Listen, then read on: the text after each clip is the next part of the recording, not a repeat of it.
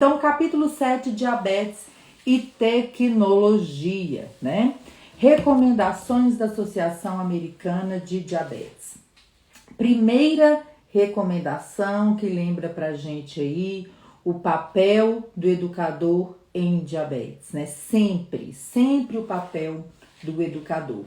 Os tipos, prestem atenção, os tipos e a seleção dos dispositivos devem ser individualizados, igual todo tratamento das pessoas com diabetes, com base nas necessidades, nos desejos, no nível de habilidade que essa pessoa e a família tenham e na disponibilidade dos dispositivos específicos para cada pessoa. Então, essa é a recomendação 1 do capítulo Diabetes e Tecnologia. E o que isso traz para nós, educadores? A lembrança aí, né, sempre presente de que cada paciente é um paciente, que a individualização, ela é fundamental. É um nível de evidência, ou seja, como muitas coisas vinculadas à tecnologia, ela é baseada no consenso dos experts, né? Ou seja, nível de evidência. Segunda recomendação. No cenário de uma pessoa com diabetes, que possa gerenciar o seu tratamento parcialmente ou completamente, né? Ou seja, muitas pessoas, crianças, adolescentes, idosos, principalmente os idosos frágeis, cujo gerenciamento é compartilhado ou feito totalmente por uma outra pessoa, a preferência, né, o treinamento de habilidades do cuidador precisa ser levado em consideração. Principalmente aí para os colegas que estão nesse manejo da monitorização glicêmica, né? Por isso que a gente fala sempre aqui, tratamento do diabetes é tratamento de equipe. Tratamento do diabetes envolve o médico, o nutri, o enfermeiro, o farmacêutico, os acadêmicos, os podólogos, os profissionais de educação física, as pessoas que querem ser especialistas e educadores. Então, quando você vai escolher um dispositivo, trabalhar aí a tecnologia, você nunca pode levar em consideração apenas a necessidade daquela pessoa com diabetes. Você precisa sempre levar em consideração também a rede de apoio que é integrante desse tratamento, tá? Recomendação 3. Ao prescrever um dispositivo, certifique-se de que a pessoa com diabetes ou os cuidadores recebam educação e treinamento iniciais e continuamente, presencial ou remotamente, e avalie regularmente essa técnica, para que você possa realmente ter resultados quando você avalia esses dados, incluindo o upload, né, o compartilhamento de dados para ajustar a terapia. E o que a gente vê com muita frequência, principalmente com a monitorização contínua e intermitente? A prescrição sendo feita sem acoplar o processo educacional. As pessoas chegam numa farmácia, compram um sensor de monitorização, achando que estão se livrando da ponta de dedo e não são treinadas para o uso correto do monitor. Então, isso é um erro muito grave, gente, porque o nosso paciente, ele disponibiliza uma grana, né, mensal naquilo ali. Então, é obrigação do profissional de saúde, da equipe que está acompanhando, ter clareza nesta recomendação. O paciente precisa ser treinado. O que a nossa equipe faz de praxe? Quer colocar Libre? Compre o Libre, compre o sensor, use no celular. É agendado um horário, seja no nosso ambulatório da Santa Casa, que a gente tem pacientes usando o Libre, inclusive judicialmente. Inclusive, lembrando aqui para os nossos alunos insulinoterapia descomplicada, eu fiquei de postar para vocês na plataforma do curso um relatório judicial que a gente usa baseado em diretrizes de outros estados, e acabei me esquecendo, mas eu não vou esquecer novamente. Eu vou postar para vocês esse modelo para que vocês, educadores, tenham isso aí, tá? Nossos pacientes do SUS pedem muito judicial, mas todos são treinados. Você tem que sentar, você tem que explicar que aquilo ali não é apenas um medidor de glicose, né? Que aquilo ali não foi feito só para você, para o paciente furar menos o dedo. Você tem que treinar o paciente para as telas, para as interpretações, revisar as metas, mostrar as setas de tendência em um segundo momento educacional. Ensinar os seus pacientes a fazer bolos das setas, né? Então, para os nossos alunos, insulinoterapia descomplicada, a gente tem as aulas lá, né, das setas, dos bolos das setas, como colocar isso aí. Então, é errado estar entregando, estar indicando uma tecnologia como qualquer outra coisa no tratamento sem educar. Sem educar, porque você não vai ter o resultado que você quer, né? É como diz o ditado, tá com a Ferrari, mas tá parecendo que tá andando de bicicleta, né? Então, seguindo as recomendações desse capítulo, que como todos os outros, né, puxa para educação em diabetes, puxa pra gente. Presta atenção, educação e treinamento dos pacientes. Nenhum dispositivo usado no manejo do diabetes funciona de forma ideal sem educação, treinamento e acompanhamento. E aí vem a pergunta que não quer calar.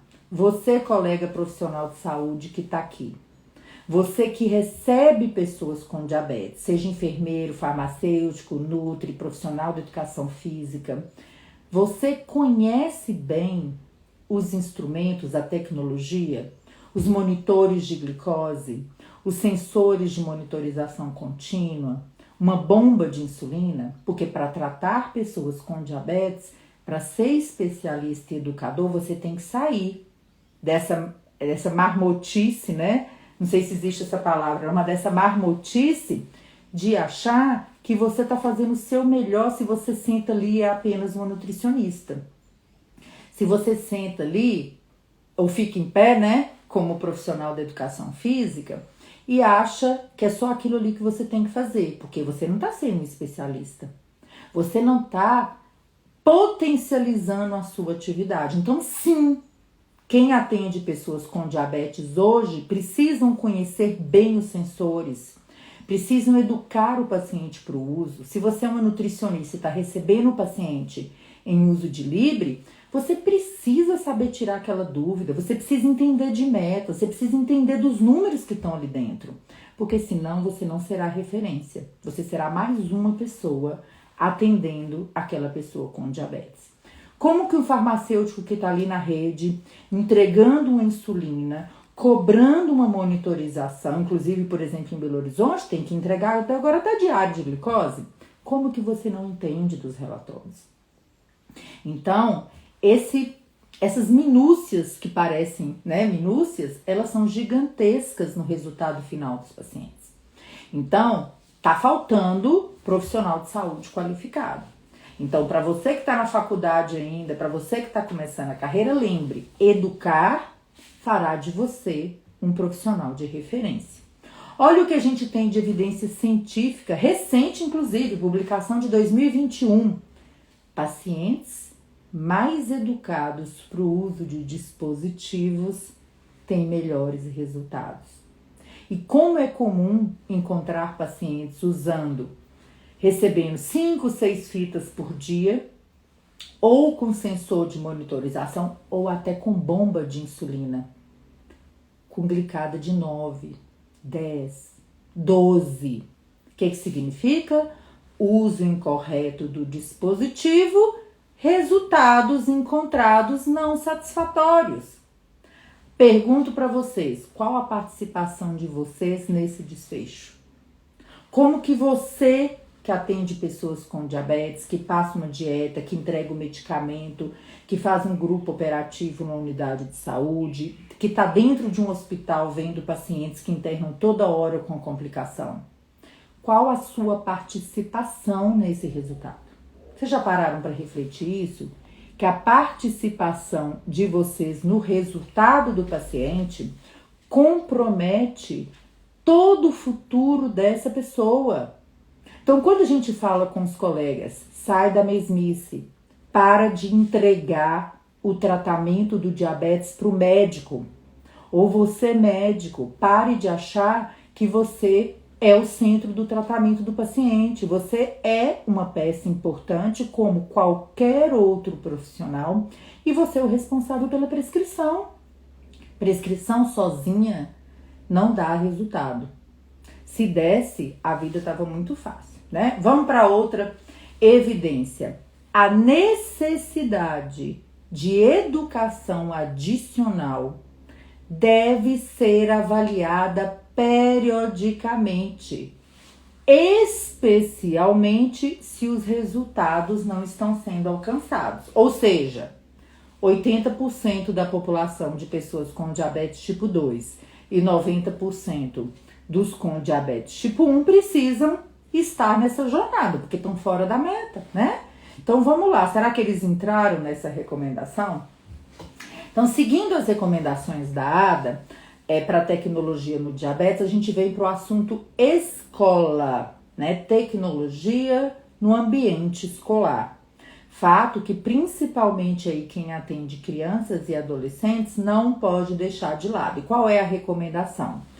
Os alunos devem ser apoiados na escola no uso da tecnologia em diabetes, incluindo a infusão contínua de insulina, né, bomba de insulina, as canetas de insulina, que no Brasil a gente ainda não tem, mas está para chegar, né, as conectadas, e a monitorização contínua de glicose, conforme prescrito pela equipe de cuidados com diabetes. Também um nível E de evidência, né? Apoiados. Então, quando a gente fala do ambiente escolar, nós estamos dizendo apoiados, nós não estamos dizendo, como a gente já discutiu em outros momentos, da obrigação da escola. E para isso, é importante que todos os profissionais de saúde revisem, incentivem que os relatórios, o plano de manejo de diabetes nas escolas, né? Que é um documento traduzido e validado para a língua portuguesa da Associação Americana de Diabetes, que ele inclua os dados da tecnologia e todos os pontos que sejam importantes para que a escola possa apoiar esse cuidado. Próxima recomendação, nível C de evidência. O início da monitorização contínua de glicose. A bomba de insulina, né, ou outros mecanismos de automatização da insulina podem ser benéficos dependendo da necessidade e das preferências da pessoa e do cuidador, né? Nível C de evidência. E por que essa recomendação é importante? Porque a gente precisa sempre alinhar o que aquela pessoa precisa com o que ela pode, com o que ela quer. E o que a gente tem visto com muita frequência? Indicações de dispositivos relacionados, né? Os dispositivos aí tecnológicos, de uma forma aleatória, sem incluir o paciente nessa decisão. Resumo da ópera, o que acontece com frequência? Pessoas com sensor de monitorização contínua no braço que não escaneia.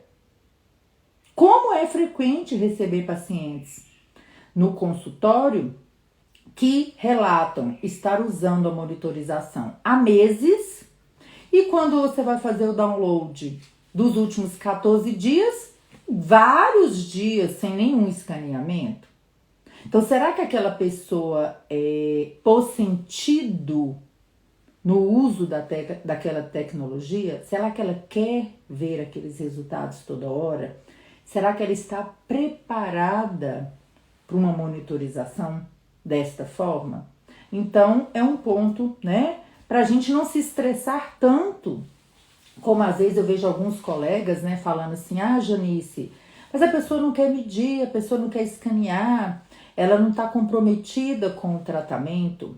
Será que ela está preparada para um comprometimento maior com o tratamento? Mais vale medir, né?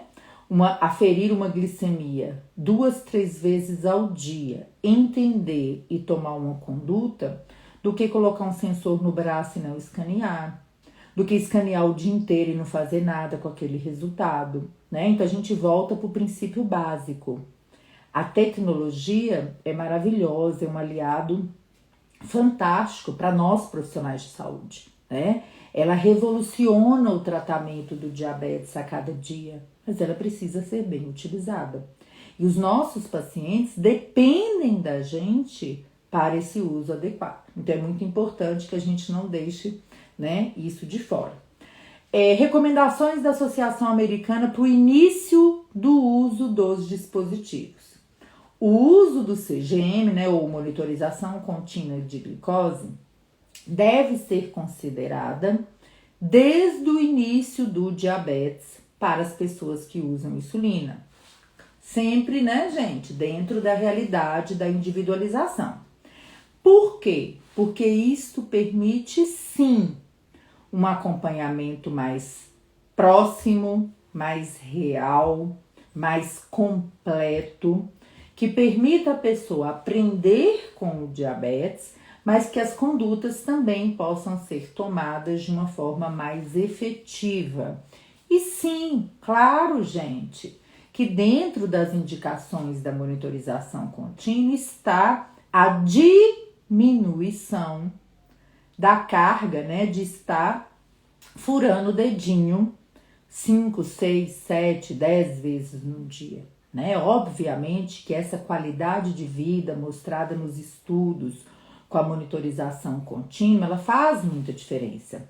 E nós, profissionais de saúde, precisamos estar alinhados nos 2 principais motivos, objetivos do tratamento do diabetes que nós falamos em capítulos anteriores. Tratar para evitar complicações e tratar para manter a qualidade de vida. E a monitorização, a tecnologia, ela vem muito para esse segundo ponto, tá? E o que os estudos mostram também?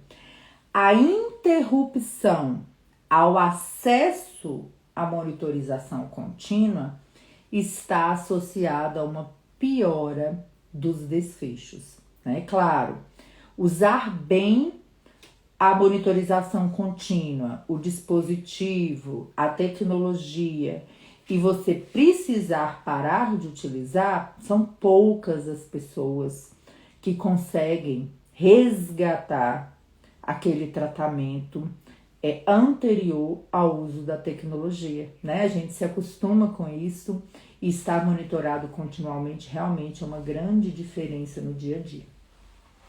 Passando então para a próxima recomendação, já nível A de evidência, né? As pessoas com diabetes devem ser oferecidos dispositivos de monitorização de glicemia conforme indicado pela circunstância do tratamento e pelas preferências e pelo tipo de tratamento. As pessoas que usam dispositivos de monitoramento contínuo de glicose devem ter acesso ao monitoramento capilar o tempo todo, né? Você, profissional de saúde, não repita lorota de propaganda de laboratório, né?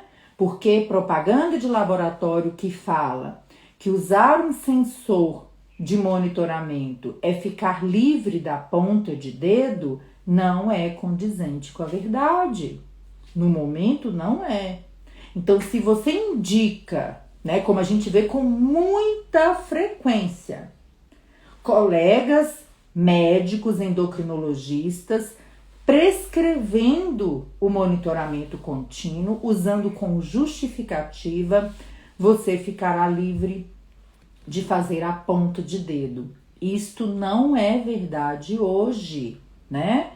O monitoramento contínuo de glicose, o sensor com escaneamento intermitente, principalmente, né, que embora seja caro ainda para a população, é o mais acessível, ele não livra nenhum paciente de fazer ponta de dedo.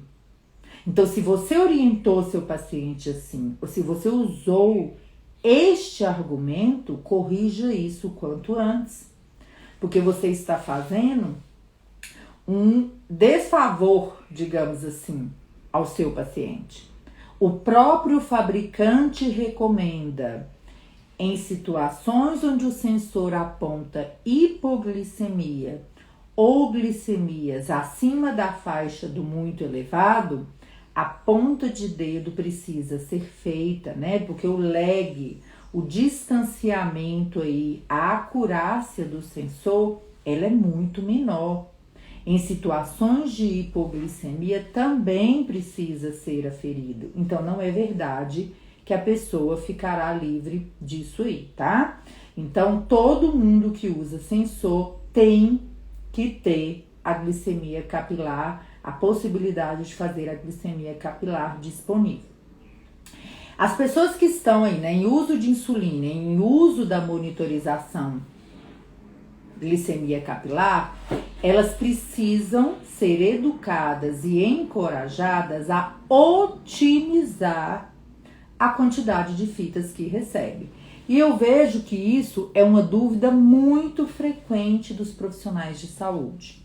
Como fazer do limão uma limonada? A gente sabe que na maioria dos estados, o número de fitas fornecidas para as pessoas em monitorização em insulinoterapia intensiva varia aí de 3 a 5 fitas por dia, até 6 em alguns estados, se a pessoa usa, né, 3 ou mais aplicações de insulina por dia e tem diabetes tipo 1 ou LADA. Para os com tipo 2, a situação é mais difícil ainda, porque embora elas precisem do mesmo tanto de fitas, se insulinoterapia intensiva, não recebe.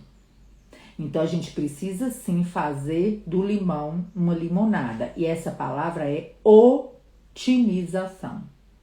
Qual é o esquema de monitorização que será mais favorável para aquele paciente na situação de vida dele, com o esquema de tratamento dele, que fará a diferença. Mas, de modo geral, o que todo profissional de saúde precisa saber?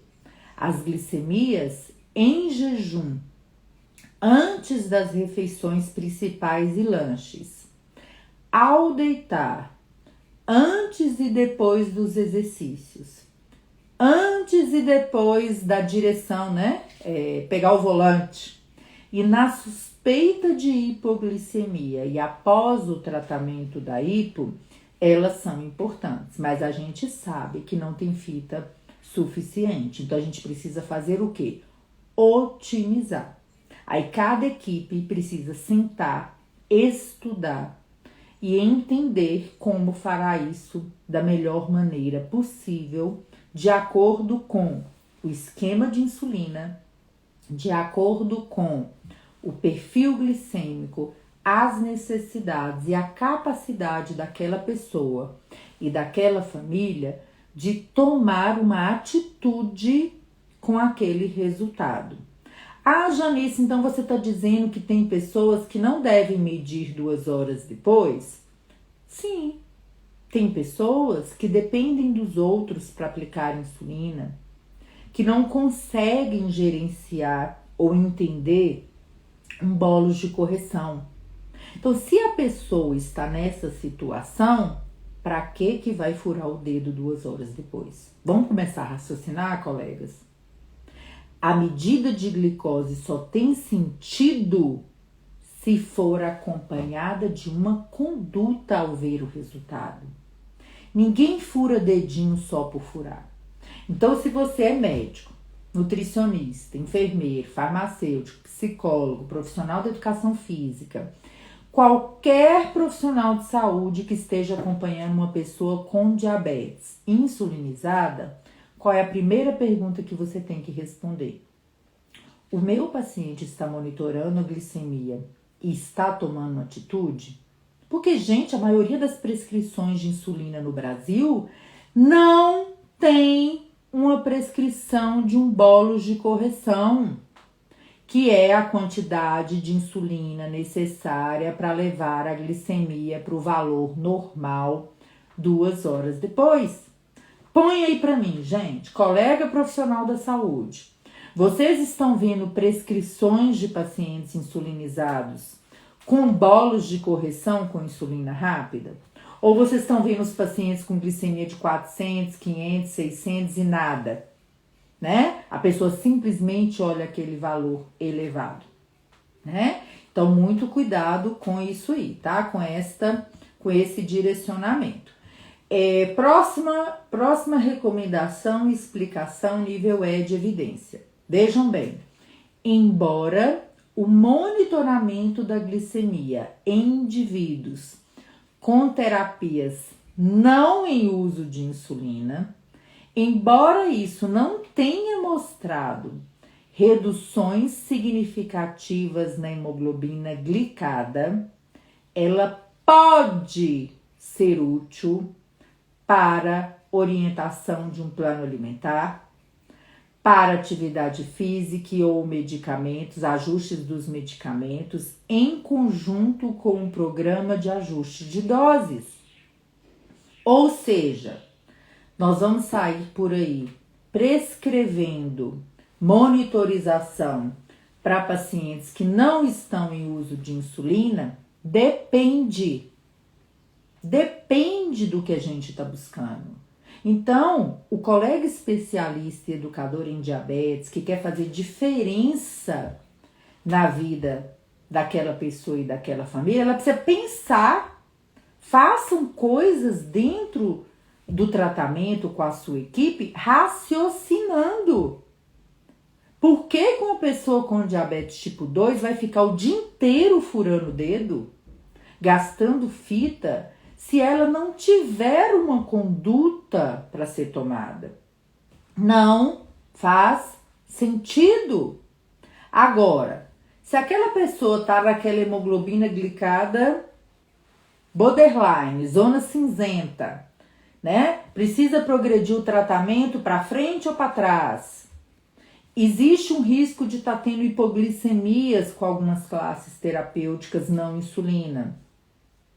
E a equipe quer entender aquele tratamento fora da hemoglobina glicada, faz sentido que por períodos curtos de tempo, para ser avaliado junto com a equipe, que esse paciente monitore. O que eu tenho recebido de mensagens de pessoas com diabetes sendo orientadas a furar o dedo 4, 5 vezes ao dia, a usar um Libre, com glicadas de 6, 6,5, sem sentido, sem capacidade para tomar uma conduta, sem uma prescrição, sem uma consulta agendada, vocês não têm noção. Isso é um erro. Isso é um erro de toda a equipe de saúde que está vendo isto e está deixando aquela pessoa nessa zona cinzenta. Então, muito cuidado com essa atitude. Entendam o porquê de se monitorar. Monitoramos para tomarmos decisões. Isoladamente, se é a pessoa com diabetes em casa, que vai gerenciar aquele resultado, e em um outro momento, com a equipe de saúde no ajuste das doses. Não tem nenhum outro motivo, né? Ninguém mede glicemia por curiosidade, né? Para passar tempo. A gente mede para ser assertivo, para que a equipe de saúde, para que o profissional de saúde possa ajudar aquela pessoa no gerenciamento do diabetes. Então, se você tem pacientes com diabetes gastando dinheiro público, furando o dedinho, sem saber o que fazer com ele, seja ativo. Procure o médico da equipe. Entenda por que não existe uma prescrição de correção. Entenda por que aquela pessoa está aumentando as demandas do tratamento sem, com certeza, conseguir nenhum resultado com ele, né? Agora, temporariamente, uma monitorização glicêmica para entender o perfil, para fazer ajustes antes de ver a próxima glicada, faz todo sentido, obviamente, né? Próximo ponto aqui, né? Todos os profissionais de saúde devem estar atentos a medicamentos e outros fatores, como altas doses de vitamina C, hipoxemia, que possam interferir na precisão do medidor de glicose, tá? Quando a gente está falando da capilar e quando nós estamos associando aos sensores de monitorização, a gente também tem que se perguntar: quando avaliar a capilar em vigência da monitorização contínua, né, do CGM? Sempre que há suspeita de imprecisão, né? As pessoas com diabetes treinadas, elas têm uma noção, né, gente? A pessoa com diabetes, ela sabe se ela tem sintomas ou não de hipo, né? Se ela já perdeu esses sinais de alerta ou não. Se ela tem um sintoma, escaneia e vê que realmente é hipo, ela precisa furar o dedo? Não. Ela pode tratar e dar sequência ao tratamento. Mas se ela tem qualquer tipo de dúvida, ela precisa furar o dedinho, tá? Então a gente precisa ser um pouco consciente em relação a isso. Ah, mas eu não tenho sintomas na hipo. Aí eu escaneio, deu 65, deu 60. Eu preciso furar o dedinho? Sim, você tem que orientar o seu paciente a furar o dedinho, tá? Porque a diferença em hipo e hiperglicemia, ela sempre existe. Outro momento, enquanto se espera pelo reconhecimento do sensor. O sensor leva em torno de 60 minutos, né? Às vezes pede uns 10 minutos a mais para ser acomodado ali no subcutâneo. E naquele período não se pode fazer leituras. Para calibração, né? Outros sensores fora do país exigem calibração, os da bomba de insulina também. Se aparece uma mensagem de erro nos sensores, precisa fazer a capilar. E em qualquer situação clínica onde os níveis de glicose estão mudando muito rapidamente, ou seja, cetona para cima nos sensores, que significa que está aumentando mais de 2 ou 3 miligramas por decilitro por minuto. Em qualquer dessas situações, é importante furar o dedinho e tomar a conduta com este resultado. Então, orientem de forma adequada que usar monitorização contínua não é ficar livre da pontinha de dedo, tá? Outra dúvida muito frequente dos colegas e que esse capítulo da ADA aborda muito bem, a acurácia dos medidores de glicose, né? A gente tem dois padrões atuais para precisão, né, para avaliar a precisão dos medidores de glicose. Os que são a ISO, né, o ISO, que os medidores usam aí, né, o último de 2013, e os padrões do FDA, tá? O que acontece no mundo? A Europa preferencia o ISO, os Estados Unidos, embora tenham os padrões do FDA, a gente sabe aí pelas últimas publicações que isso fica a cargo dos fabricantes e nem sempre isso é feito de uma forma adequada. E a gente sabe pela prática que existe uma variação importante entre os medidores e os pacientes também sabem disso. Inclusive, um estudo recente nos Estados Unidos mostrou que apenas 6 dos 18 monitores avaliados estavam dentro do padrão. Então, a gente precisa entender que nós ainda vivemos uma era na tecnologia que não é preto no branco, que não é 100% acertada. Então, com ou sem tecnologia, a pessoa com diabetes, o nosso paciente, ele precisa se educar para o autogerenciamento e para separar o joio do trigo.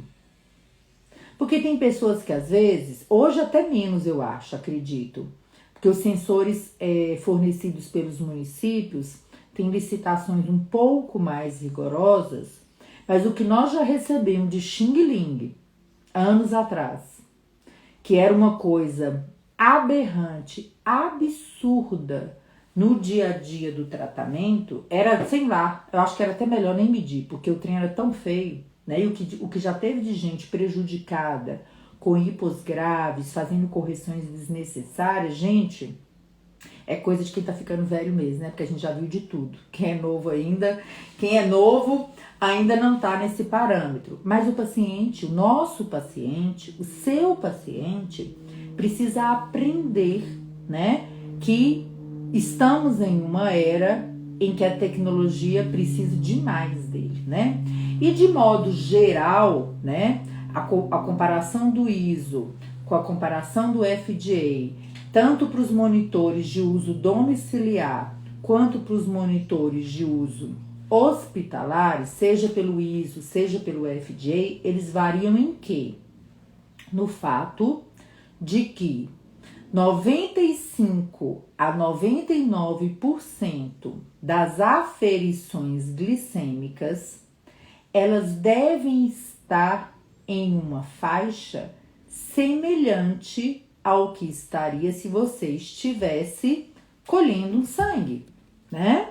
E essa taxa de variação, ela deve ficar em torno de 15 a 20% entre a furada de dedo aqui com a furada de dedo em outro aparelho, que às vezes a gente vê os pacientes fazendo, né, gente? Às vezes a gente vê o pessoal usando 2 aparelhinhos diferentes. A gente tem que explicar o que para os nossos pacientes. Não vai ser igual. Não vai ser igual, nem com a mesma gota de sangue, nem com a mesma gota de sangue. Não será igual. Nem com o aparelho da mesma marca, com a mesma caixa de fita. É enlouquecedor, não é? Fala a verdade. Isso enlouquece qualquer ser humano. Pensar que... E tem muito paciente que faz isso, tá, gente? Né? Tem muito paciente que faz isso. Pega 2 aparelhinhos igual, põe um do lado do outro, pega a fitinha da mesma caixa, enfia e fura com a mesma gotinha de sangue. Só se for uma sorte muito grande para dar igual. Na maioria das vezes não dará. Dará o quê? 15 a 20% de variação para cima ou para baixo de um para o outro. Então, a pessoa precisa confiar no seu aparelho, a pessoa precisa escolher o seu aparelho e seguir firme naquele aparelho, tá? Mesma coisa para o sensor de monitorização. Você não fica ali o dia inteiro, chup, chup, chup, chup, chup, chup, chup, chup, chup, não, porque não será igual. Mas a capilar ainda é o padrão ouro. Então, quando você tá aqui e tem que confirmar aqui, você faz o quê? Você toma conduta sempre baseado aqui, tá bom? Então, quando a gente vai passando aí para pro ponto do capítulo sobre otimizando, né? Otimização da monitorização glicêmica capilar, o que a ADA coloca? O uso ideal dos dispositivos requer a correta revisão e interpretação dos dados, tanto pela pessoa com diabetes e família quanto equipe, para garantir que os dados sejam usados de forma eficaz e oportuna, tá? E a gente sabe que os estudos aí da última década em pacientes com diabetes tipo 1 correlacionam a maior frequência de monitorização glicêmica com menores hemoglobinas glicadas. Então, mais poderoso do que o profissional de saúde ficar pensando nessa ou naquela insulina, nessa ou naquela escolha, é otimizar a monitorização glicêmica. Então, às vezes os pacientes viram assim pra gente no consultório: doutora, ou eu continuo comprando essa insulina que eu estava usando com o médico tal, ou eu compro mais fita ou sensor de glicose. Óbvio que é a monitorização. É óbvio que é a monitorização. Quantas pessoas com diabetes tipo 2 chegam no consultório gastando 300, 400, 500 reais de insulina, que custa quase 200 reais uma caneta, sem monitorizar? O que adianta? Eu falo com eles, então bora para NPH, que é de graça, e bora furar esse dedo. Porque o seu resultado será melhor, com certeza. Será que você, profissional de saúde, que está atendendo o paciente, está tendo essa clareza? Será que você está descomplicando o diabetes, descomplicando a insulinoterapia, ou você está complicando a vida do seu paciente? A gente tem que pensar, gente. Dinheiro não cai do céu, não. Quando a gente falou lá nos primeiros capítulos da ADA sobre os determinantes sociais da saúde, sobre a otimização do tratamento como um todo, nós estamos dizendo o quê? Que nós precisamos fazer o melhor pelo nosso paciente, baseado nas evidências científicas. Será que o melhor para ele é usar um análogo de longa duração em detrimento a monitorar mais e melhor? Se as evidências falam que a melhor glicada, a menor glicada está associada a monitorar mais, você tem que parar e pensar. Ah, Janice, mas isso não é ideal, né? Não é ideal mesmo não, mas é o que você tem para hoje. Eu trabalho com SUS há 20 anos. Vários de vocês devem trabalhar com SUS ou com pessoas que não têm condições de bancar um tratamento, digamos assim, tudo que você prescrever, tudo que você precisar terá. Então, sim, se você quer ser um especialista, se você quer ser um educador em diabetes, você tem que pensar sobre isso, tá? Outra evidência aqui, entre os pacientes que verificam a glicemia pelo menos uma vez por dia, muitos relatam não tomar nenhuma ação com os resultados. Olha isso. Nenhuma ação com resultados altos ou baixos. Parece loucura, mas é isso. Tem muita gente que monitora a glicemia e não sabe que com 60, 65 é hipo. Não toma nenhuma atitude, passa o dia inteiro passando mal. E sabe de quem que é a responsabilidade? É nossa. É nossa, profissional de saúde, que não está agindo de forma adequada, alinhada com a ciência. Ah, Janice, mas as consultas é muito paciente, tem muita consulta. Dê o seu jeito de educar. Educador é criativo. A pessoa que educa em diabetes, o profissional que educa em diabetes, precisa ser criativo dentro da sua realidade. Dê o seu jeito para tratar aquela pessoa. Porque o futuro daquela pessoa com diabetes, ela é dependente de você, né? Então é muito importante que vocês pensem sobre isso, tá? Gente, a Érica falou que tá sem som. Vocês estão ouvindo normal? Acho que estão, né? Que ninguém tinha falado nada. Vamos lá, próximo ponto da otimização. Os pacientes devem ser educados a usar os dados da monitorização domiciliar para ajustar ingestão de alimentos, exercícios e terapia farmacológica para alcançar objetivos específicos. O que quer dizer, gente, objetivo específico?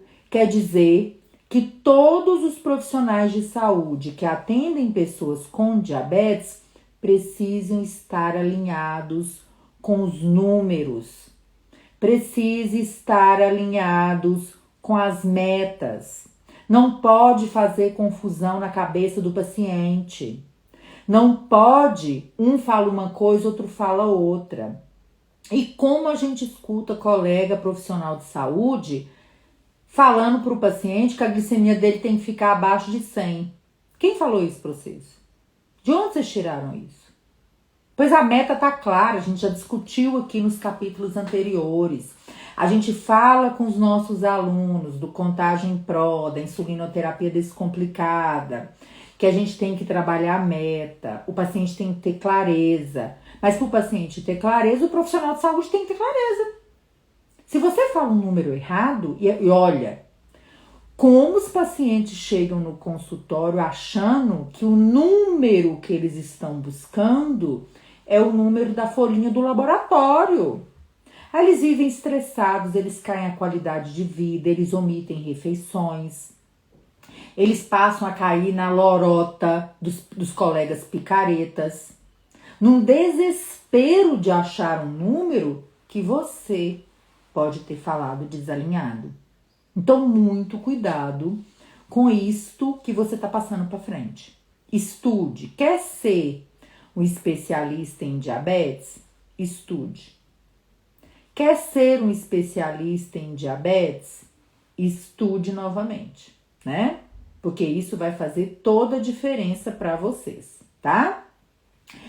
Outro ponto, a necessidade contínua e a frequência da monitorização devem ser reavaliadas a cada visita de rotina para garantir o uso efetivo. Qual é a dica?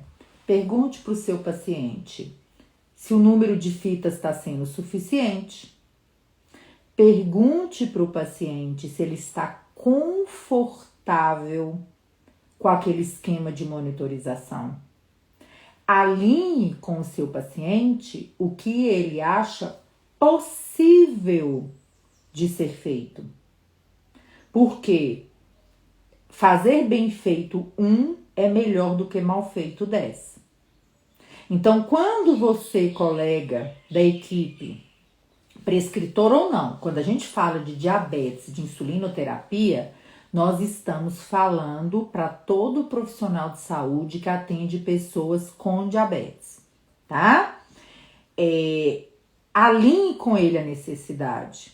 Será que quando a gente precisa muito ver uma medida de uma glicemia na madrugada, você não pode negociar aquele esquema por um período? Por exemplo, eu tô vendo aqui que todos os dias no lanche da tarde as glicemias estão na meta. Ou pelo menos a maioria das que eu estou vendo. Será que para aquela pessoa furar o dedinho mais uma vez e ainda ter que acordar de madrugada não seria um peso a mais até financeiro? Será que você não pode equilibrar? Vamos fazer o seguinte? Vamos diminuir a medida pós-prandial do café, que tá boa, e vamos usar essa fitinha na madrugada, até a próxima vez que a gente se vê, para que a gente possa entender seu perfil? É assim.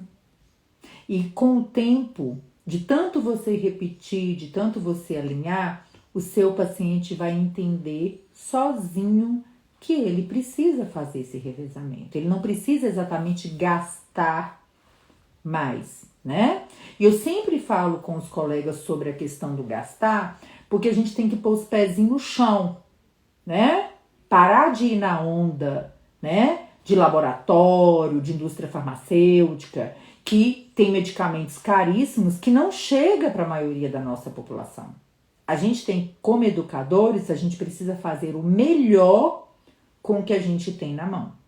A gente tem que descomplicar o diabetes. A gente precisa descomplicar principalmente a insulinoterapia, né? E esse papel, ele é nosso. Para os pacientes em tratamento intensivo, A clareza que precisa ser dada para o paciente e para a família é que a monitorização glicêmica é o principal aliado para a prevenção de hipo e de hiperglicemias. Ah, eu tenho medo de hipoglicemia. Meça. Eu tenho medo de glicose alta. Meça. Eu tenho medo de ter hipoglicemia de madrugada. O único jeito é medindo. Não tem outro caminho a não ser usar a tecnologia, tudo que a gente tem a favor desse tratamento, tá? Quando a gente fala de monitorização, seja em insulinoterapia, insulina basal, agentes orais, isolados e ou associados à insulina, o que a gente tem de evidência? Vejam bem, palavras da ADA, hein? As evidências são insuficientes quanto a quando prescrever a monitorização e com que frequência o monitoramento é necessário para pacientes tratados com insulina sem ser tratamento intensivo, ou seja, 3 ou mais aplicações de insulina por dia, ou naqueles pacientes que usam medicamentos orais associados à insulina ou não. Para pacientes que usam insulina basal, avaliar a glicemia de jejum com a monitorização glicêmica para adequar os ajustes da dose resulta em uma menor hemoglobina glicada. Ou seja, se eu uso só basal, preferencialmente glicemia de jejum. Se eu não alcanço a meta, eu vou começar a traçar esquemas diferentes de monitorização. Os nossos alunos em insulinoterapia descomplicada, os nossos residentes, a gente sempre discute montar esquema adequado de monitorização de acordo com o esquema de insulina é o que faz uma grande diferença na prática, mais do que o tipo de insulina usado. Então, não adianta você pegar um paciente que usa só insulina basal e não dar sentido para o esquema de monitorização e para o que ele recebe. Você primeiro precisa traçar uma estratégia para chegar naquele resultado. Se você sai atirando para tudo quanto é lado e mandando o paciente medir de qualquer jeito, eu tenho uma péssima notícia para te dar. Você terá uma pessoa com diabetes sob os seus cuidados perdida. Mais vale você gastar o tempo de uma consulta alinhando a caminhada educacional do que querer fazer tudo ao mesmo tempo e a pessoa ficar ali sem tomar uma conduta, tá? Em relação às pessoas com diabetes tipo 2 que usam apenas medicamentos orais, quais são as evidências? O monitoramento de glicose de rotina pode ser benéfico adicionalmente ao tratamento por um tempo limitado. Esse benefício é limitado e o tempo de uso deve ser limitado. Por si só, mesmo combinado com a educação, ele tem mostrado uma melhora limitada nos resultados. Por quê? Porque só monitorar não adianta. A monitorização precisa ser alinhada a uma conduta. Se o seu paciente está só furando o dedinho para mostrar para você, desculpa, você está errando. Você está errado. Se você é um enfermeiro, farmacêutico, nutricionista, endócrino, clínico, cardio, qualquer área que está atendendo uma pessoa com diabetes e está vendo que ela está furando o dedinho só para ficar estressada e para ver, se você não tomar uma conduta rápida em dar uma tratativa para isso, você também está errando quando você dá as costas. Então, o profissional de saúde que trabalha com diabetes precisa parar de empurrar o tratamento todo para nós médicos, porque está errado. Se você atende a pessoa com diabetes, você tem que aprender. Empurrar tudo para o médico é empurrar o paciente para o descontrole do diabetes. É dificultar a vida do seu paciente. Você não está facilitando a vida do médico quando você é educador especialista. Você está facilitando a vida do seu paciente. Você está mostrando para o mundo que você é uma referência quando você não faz mais do mesmo. Quando você resolve uma dúvida do paciente. Mas será que você sabe resolver? Vocês sabiam que o que a gente mais está precisando no mundo do diabetes são de profissionais não médicos capacitados? De médico também, né? Mas também de não médicos, porque no mundo inteiro são os enfermeiros, são os nutricionistas, são os farmacêuticos que estão à frente dos programas de educação. São eles que estão fazendo a diferença na jornada educacional do paciente. E será que no Brasil a gente tem enfermeiros, nutricionistas, farmacêuticos, profissionais de educação física, psicólogos e médicos prontos para andarem nessa jornada? Então, reflita um pouco se você que não tem um nicho profissional estabelecido ou está saindo da faculdade, você está pronto para ocupar esse lugar, porque está faltando gente. Por mais médico, nutricionista, farmacêutico que se forme, né, e por aí vai, tá faltando. Tá faltando, e aí o povo fica reclamando que forma gente demais por ano. Ao meu ver, forma muito pouco. Porque você procura um profissional qualificado, treinado em diabetes, você não acha, né? Então pense bem se você não está sendo prejudicial na vida do seu paciente, tá? Um pouquinho sobre o CGM aqui para a gente completar, né? A monitorização contínua de glicose pode ser feita em tempo real, sensores de bomba, de forma intermitente, né? O escaneamento ou o CGM profissional, que a gente praticamente não usa mais, que são os implantados no consultório. E quais são as recomendações? Monitoramento contínuo de glicose em tempo real, nível A de evidência, ou escaneamento intermitente, nível B de evidência, devem ser oferecidos para o gerenciamento do diabetes em adultos com múltiplas aplicações diárias ou infusão contínua de insulina que são capazes de usar os dispositivos com segurança por si mesmos ou com o cuidador. E, de novo, a escolha do dispositivo deve ser feita com base nas circunstâncias, nos desejos e na necessidade do seu paciente. Quando a gente está falando aqui do monitoramento contínuo, a gente também está falando em relação aos pacientes, crianças e adolescentes. Qual a recomendação? Monitoramento contínuo em tempo real nível B ou escaneamento intermitente nível E de evidência, ou seja, consenso de especialistas, devem ser oferecidos também para crianças e adolescentes, ok? Sempre baseado nas circunstâncias, desejos e necessidades. Pacientes com diabetes em insulinoterapia basal, tá? Ou seja, DM1 no início do tratamento, ou os pacientes com DM2 também devem ser oferecidos a monitorização contínua. Este é o andar da carruagem com a tecnologia. Isto é o que está mostrando pra gente mais diferença na prática. Paciente monitorizado de forma adequada tem melhores resultados, tá? Nível E de evidência. O monitoramento contínuo em tempo real ou intermitente deve ser oferecido para o gerenciamento em crianças e adolescentes com tipo 2, aumentando a cada dia, que estejam em múltiplas aplicações diárias ou infusão contínua de insulina subcutânea, que é bem mais raro isso acontecer, né, gente? E que sejam capazes de gerenciar. Nível A de evidência.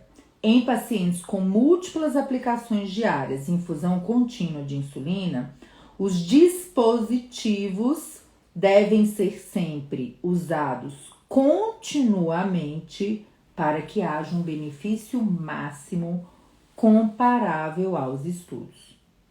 Nível A de evidência também devem ser escaneados com frequência, no mínimo a cada 8 horas. Lembrando que os sensores de escaneamento intermitente precisa desse escaneamento para que ele possa aí guardar, né, os dados das últimas 8 horas.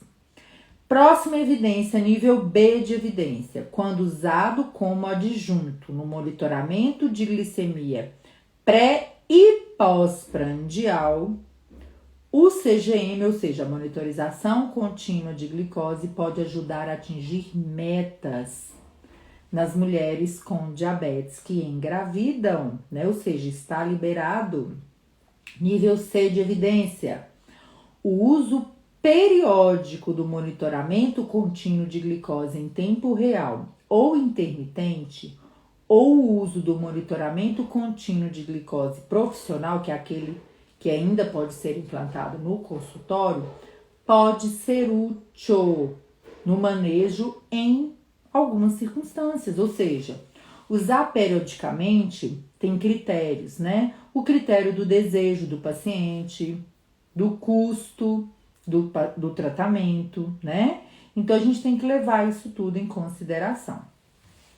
Qual que é o problema que a gente tem, que os profissionais de saúde também precisam estar atentos ao CGM, né? A monitorização contínua, aos sensores. São as reações cutâneas, né? Não exatamente raras, tá?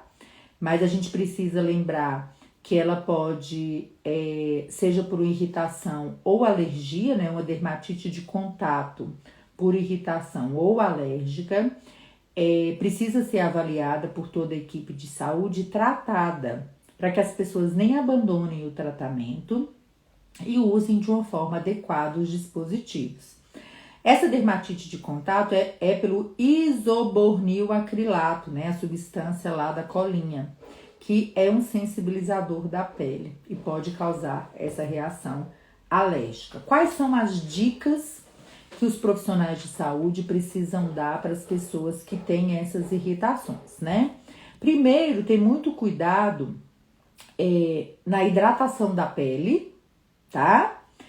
Deixar a pele sempre bem hidratada, né? Porque isso serve tanto para o preparo quanto para a recuperação da pele em relação ao uso do sensor.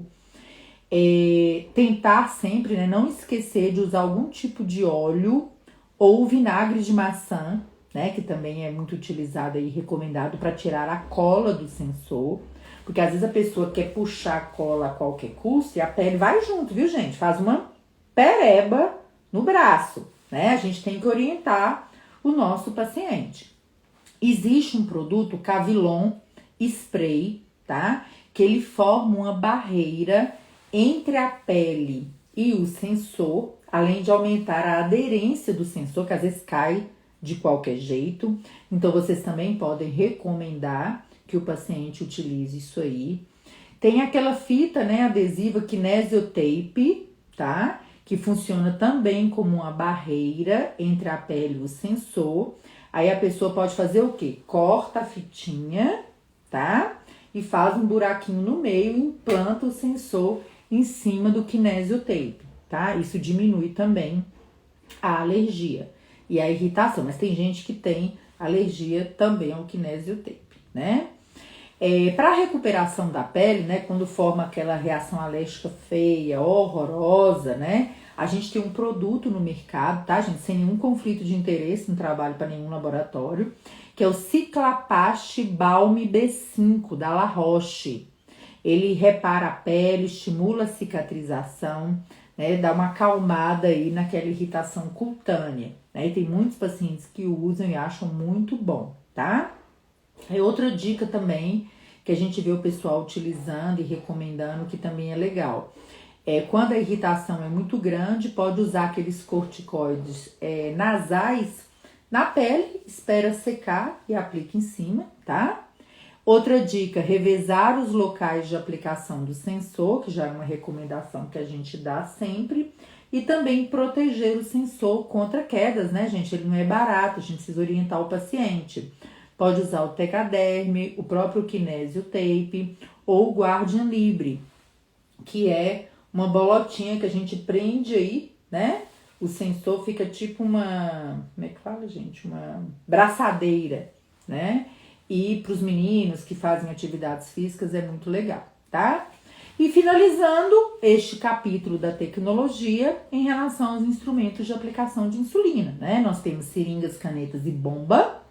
Sempre deve ser prescrito e orientado baseado na preferência e na possibilidade daquele paciente, embora as canetas hoje estejam mais acessíveis, né? Inclusive distribuídas pelo Sistema Único de Saúde.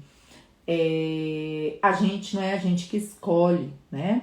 E mesmo que o paciente use a caneta, é sempre bom a gente revisar aí ocasionalmente o uso das seringas, né? Porque às vezes a caneta quebra, né, gente? A caneta quebra, né? E não cada insulina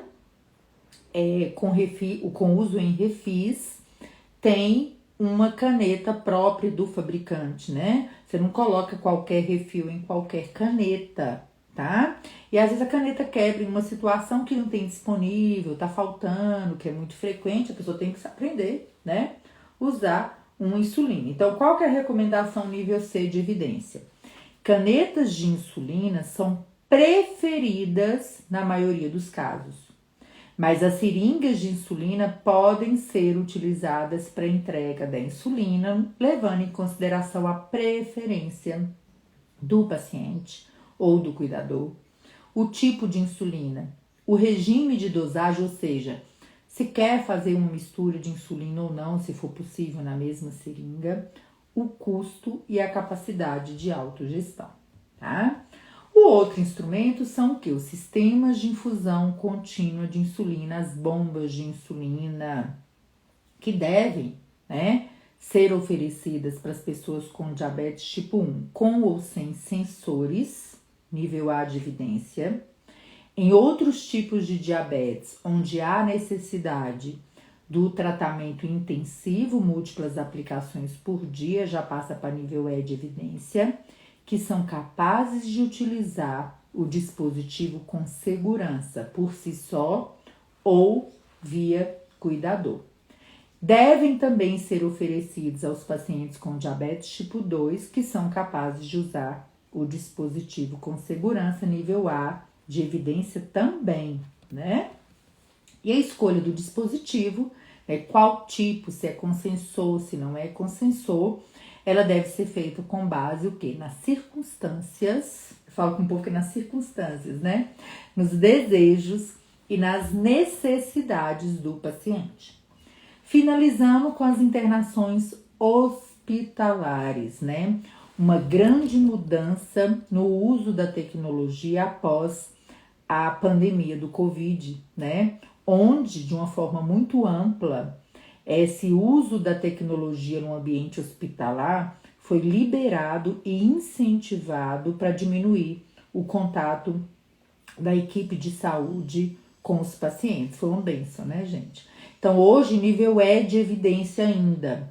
Os pacientes que estão em posição de usar com segurança, presta atenção, que estão em posição de usar com segurança os dispositivos para diabetes devem ser autorizados a continuar usando em um ambiente de internação ou durante procedimentos ambulatoriais, quando a supervisão adequada estiver disponível. O que é isso?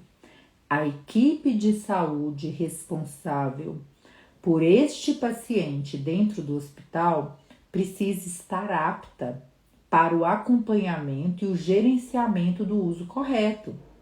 Se ela não entende da tecnologia e ela não consegue tomar condutas baseado na tecnologia, ou o paciente tem que saber fazer sozinho, com apoio da equipe de base, ou a equipe de saúde tem que fazer o que sabe, né? O que sabe. Então, este é um momento muito crucial. Por isso que a gente defende tanto que profissionais de saúde que trabalham na rede hospitalar, eles estão em uma posição chave para a virada de chave do paciente. Principalmente porque muitos estão no dia a dia internando com muita frequência, tá? Então, isso aí pra gente é um ponto crucial, e se você é profissional de saúde e trabalha dentro de hospital, lembre que você está numa posição muito chave para isso aí, tá? Para essa melhora na jornada do paciente. E finalizando de verdade agora, né? A gente sabe aí que o mais importante componente de todo esse sistema que alia a tecnologia é o nosso paciente, né? Então, tecnologia não faz nada sozinho. Avanços terapêuticos não fazem nada sozinho. O cuidado ele sempre é compartilhado. Porque simplesmente ter um dispositivo na mão ou um aplicativo não vai mudar os resultados, gente. A menos que aquele ser humano, aquela pessoa com diabetes, se envolva nesse tratamento, buscando ter resultados positivos na sua saúde. Então, a tecnologia não vai tirar o lugar de nenhum profissional de saúde no tratamento. Não vai substituir nunca a ação da pessoa com diabetes, as decisões que exigem, né, o humano, né? E que a gente, por mais que você veja coisas sobre tecnologia, a gente sabe que isso aí nunca vai mudar, né? O tratamento do diabetes, ele depende da pessoa, ok? Então, este é o capítulo 7 da ADA, Diabetes e Tecnologia. Quero lembrar para vocês que esta página é dedicada a profissionais da saúde, a conteúdos voltados para profissionais da saúde. E se você é uma pessoa que tem diabetes ou é um familiar, eu te convido a seguir a gente na página Educação em Diabetes, onde todo o conteúdo, as lives, as postagens, os vídeos são voltados para quem tem diabetes, tá? Essa página aqui, o conteúdo é para profissional de saúde, tá bom? Para você que está começando a sua jornada como profissional de saúde, o seu lugar não é no curso, o seu lugar é na jornada, para que você possa entender o beabá, os erros mais frequentes e fazer um diabetes diferente no seu dia a dia. Tchauzinho, pessoal!